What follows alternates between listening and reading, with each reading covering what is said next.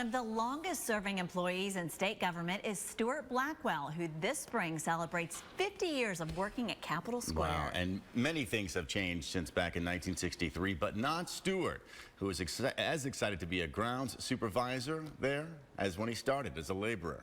He is a true gentleman and embodies faithful service. This week's Positively Richmond.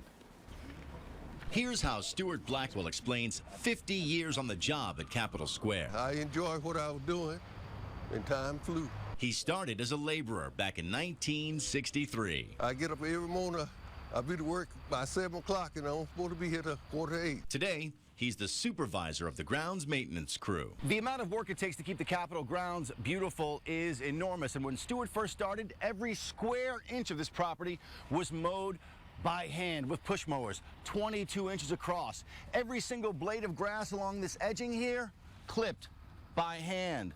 The grass that grows in the cracks, no Roundup.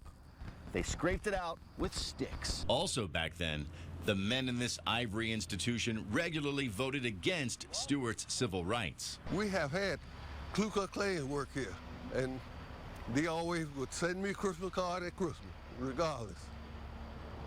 I got along with them just like I would anybody else. Humility and strength of character have always been part of Blackwell's being. I never take all my vacation time. I lose some every year. Really? How about sick days? Sick days, never take it all. Former Governor Doug Wilder honored Stuart's half-century of service at VCU back in December. Not that Stuart's retiring anytime soon. I was 65 4 years ago. He'd be happy to keep Virginia's state capitol beautiful for another 50 years. It only seemed to be 50 years. Why not?